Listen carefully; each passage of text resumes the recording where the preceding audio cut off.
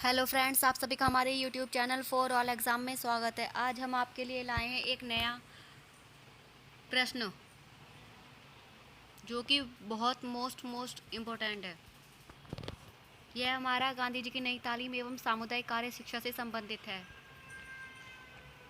हमारा आज का क्वेश्चन है, गांधी जी के अनुभवजन्य ज्ञान या प्रायोगिक ज्ञान के अर्थ एवं प्रत्यय की सविस्तार विवेचना कीजिए। तो इसका आंसर है, इस प्रकार गांधी जी के दर्शन निर्माण में कई महान धर्म ग्रंथों और व्यक्तियों का हाथ है। हम उनके दर्शन के अलग अलग सिद्धांतों को इन स्रोतों की सहायता से अधिक स्पष्ट रूप में पहचान पाते हैं। इसका अर्थ यह नहीं है कि गांधी जी ने केवल दूसरों के विचारों को ग्रहण किया और उनमें मौलिकता का अभाव है। दरअसल बात तो यह है कि उन्होंने जिन सिद्धांतों को ग्रहण किया उसमें उनके व्यक्तित्व की छाप पड़ी है और उन्होंने उन सिद्धांतों की व्याख्या अपने ढंग से की है। उनके सारे सिद्धांत अनुभव और वास्तविक व्यवहार पर आधारित हैं। गांधी जी ने समयानुसार तथा आवश्यकतानुसार अपने सिद्धांतों में निरंतर संशोधन किया है।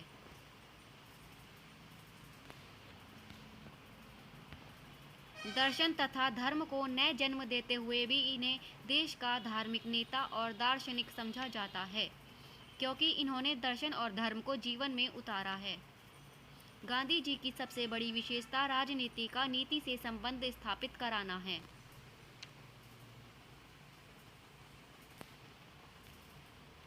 गांधी जी के राजनीतिक विचार उनके धार्मिक और नैतिक विचार पर आधारित हैं, इसलिए गांधी जी को नैतिक राजनीतिक विचारक माना जाता है। गांधी जी ने अपने प्रायोगिक ज्ञान में 11 महाव्रतों को माना है। यह निम्नलिखित हैं: सत्य, अहिंसा, अस्तेय, अपरिग्रह, ब्रह्मचर्य, श्रम, अभव, अस्वाद, स्वदेशी, अस्पृश्यता, सर्वधर्म समता।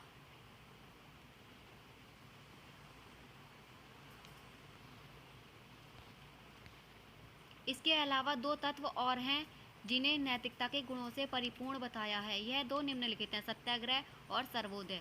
सत्याग्रह साधन है और सर्वोदय साध्य। नंबर 1, सत्य। सत्य ही धर्म का मूल है। गांधी जी इसे सार्वभौम और सर्वव्यापक मानते हैं। इन्होंने अपनी जीवनी का नाम सत्य का प्रयोग रखा है। गांधी जी सत्य और परमात्मा में अभिन्नता बतलाते हुए कहा करते थे कि सत्य ही ईश्वर है और ईश्वर ही सत्य है। इतना ही नहीं, वह सत्य को परमात्मा से भी अधिक महत्वपूर्ण मानते हैं। महात्मा गांधी सत्य को ही परम तत्व परमात्मा स्वीकार करते हैं, परंतु इसके अतिरिक्त व्यवहारिक सत्य का भी महत्व मानते हैं। सत्य का पालन करते हुए गांधी जी कहते हैं कि इसके कुछ दोषों का त्याग करना आवश्यक है। यह दोष हैं: अधिक बोलना, अतिशयोक्ति करना, पक्षपात करना, तथ्यों को छुपाना इत्यादि। नंबर 2, अहिंसा। अहिंसा महात्मा गांधी के दर्शन का मूल मंत्र है। महात्मा गांधी अहिंसा के लिए निम्नलिखित बातों की आवश्यकता बताते हैं। नंबर 1, अहिंसा को मानने वाले व्यक्ति में धैर्य होना चाहिए। अहिंसा व्रत को मानने वाला उदासीन दर्शन नहीं होता।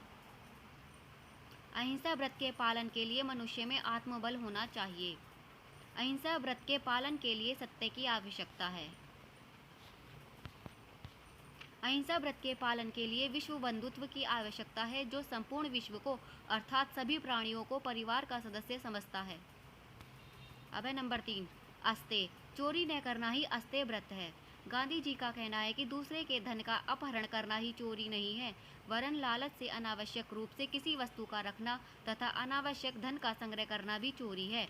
गांधी जी का कहना है कि मैं कहता हूँ कि एक प्रकार से हम सभी चोर हैं। यदि मैं कोई वस्तु लेता हूँ जिसकी हमें अभी आवश्यकता नहीं है और उसे रखता हूँ, तो मैं उस वस्तु को किसी अन्य से चुराता हूँ। नंबर 4, अपरिग्रह। परिग्रह का अर्थ संचय करना है, अतः अपरिग्रह संचय का विरोधी है।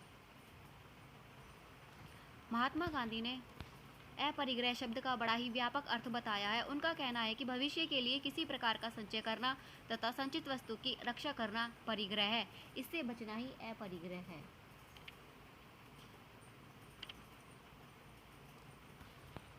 नंबर 5, ब्रह्मचर्य। ब्रह्मचर्य का अर्थ इंद्रिय निग्रह है। गांधी जी के अनुसार ब्रह्म सत्य है या ईश्वर है, चर्या इसकी साधना है। अतः ब्रह्मचर्य सत्य की साधना करना या सत्य के मार्ग पर चलना है।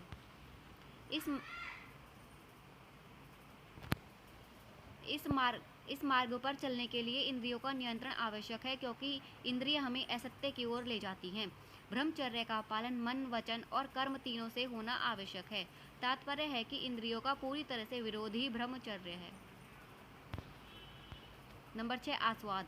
स्वाद न लेना ही अस्वाद है। तात्पर्य यह है कि भोजन की सामाजिक भोजन, वस्तुओं का सेवन आदि सभी दोष हैं।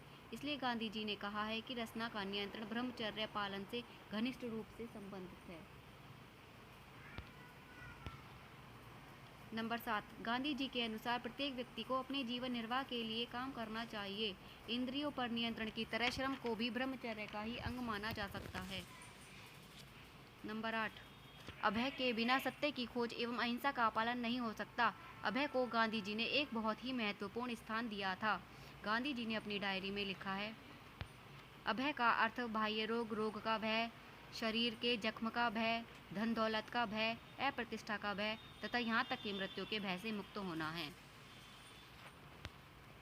नंबर 9, स्वदेशी। गांधी जी ने भारतवासियों को अपने देश में ही बने हुए वस्तुएं एवं वस्तुओं को व्यवहार करने को कहा है। गांधी जी समझते हैं कि स्वदेशी के कारण भारतवर्ष के लोग कम से कम कुछ उपार्जन करके ही अपना जीवन निर्वाह कर पाएंगे। नंबर 10, अस्पृश्यता। यह गांधी जी की अपनी देन है। यह स्वयं छूत थे, लेकिन अछूत के साथ रहकर उनका उद्धार इनके जीवन का परम लक्ष्य था। गांधी जी ने समाज को सुधारने के लिए अथक परिश्रम किया। समाज में ऊंच नीच, छुआछूत की जो प्रथा है, उसे उन्होंने हिंदुस्तान के लिए अभिशाप माना।